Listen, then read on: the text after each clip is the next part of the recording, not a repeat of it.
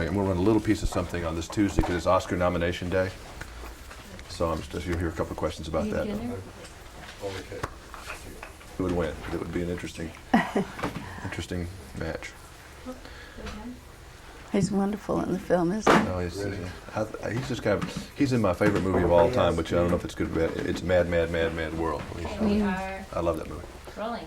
It's a dumb boy thing, but I like it. You've been a very happy lady on 5 different mornings of Oscar nomination. Do you remember any of those mornings? Do I? 'Cause it's early out here when they do those things. Yes, well, I haven't always been out here when the nominations came out. And I remember one morning I left town, the first one.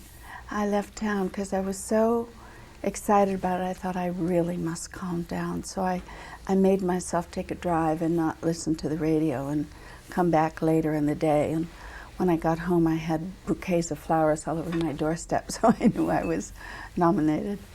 So it is an important thing, isn't it, for someone? Oh, yes, it's a great honor. And no matter what they say. That's right. It's exciting, and in a way, it's the recognition that you hope for. What's it like? Was it different every time, that little period between the nomination announcement, which is lovely, and to that big night? Is it kind of an awful time? Kind of nerve-wracking?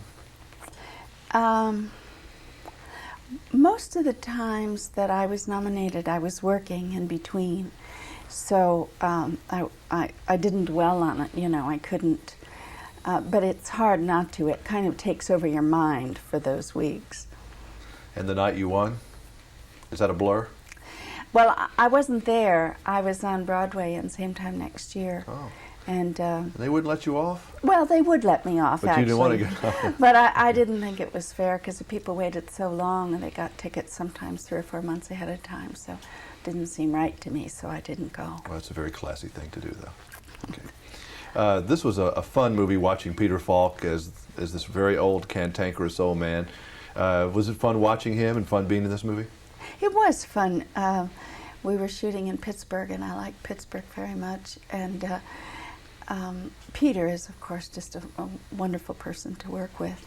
And the rest of the cast, too. I love my daughter, Julianne Moore. She's, I think, new, exciting, beautiful new actress. So it was a good shoot, We didn't have any temperamental people on the shoot. I was sad when it was over with. Were you? I was sad during a lot of it, I guess, actually. Well, I think the last scene is very moving. Peter creates such a wonderful character that you do kind of want him to go on, but like life, it doesn't. Yeah, I mean, it had to have a finish, and that was the obvious one. But still, I mean, there's several incidents in the movie. It's a very touching film. I'm sure it must have had some effect on you when you read it, because I mean, it's not like just every movie that comes down the pike. No, I think it's a movie about relationships, and there aren't too many of those around these days. There used to be a lot more. And I'm glad to see that it got made, and I hope people will respond to it. If we were having an Ellen Burstyn Film Festival, which movie would you be most proud of and say, okay, I don't mind, I'll come and watch it with you? Well, I'm fond of Resurrection.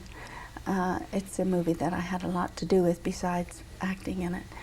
And it's a movie that means a lot to people. I still get letters. It wasn't the most successful movie I did, but I still get letters from people who use it in their workshops and on healing and on dying. And a lot of people had told me that they were with their parents when they died because of having seen the movie. And I think it's changed people's attitude, the people who've been exposed to it. A lot about death, and I think that's very important. Do any of the ladies that you played have anything in common? An awful lot of them are mothers. I don't know why. I've seldom played a character that wasn't a mother. And I used to play always good mothers. Lately I've been playing bad mothers and grandmothers. So that's kind of interesting, that sort of turning around the prism of motherhood and looking at it from different facets of it. Do you? This is a strange question, but I've run across it lately in my mind.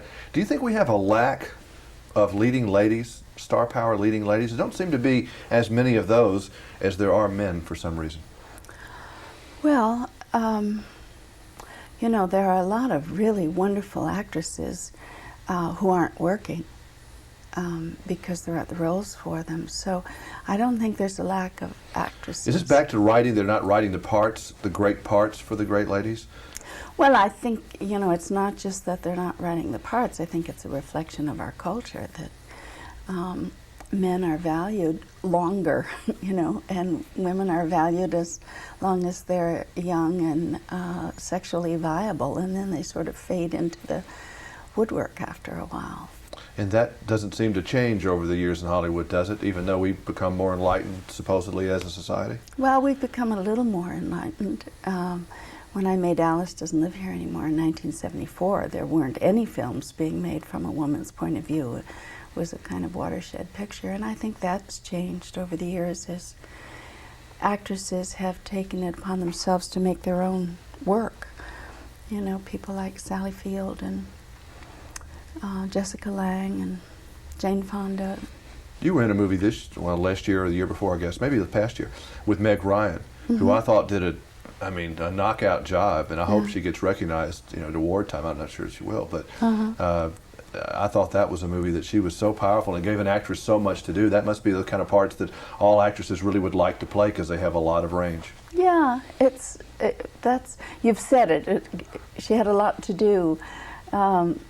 When you work in a film where you don't have much to do, that's when you don't really know what to do with yourself. You know, when you have a story where there's a lot happening and there's a lot to work on, that's when it becomes very challenging and creative. Well, nice meeting you finally. Thank you. Nice to meet you. I mean, that was so, I mean, I don't know, we'd always had her, thought of her as this little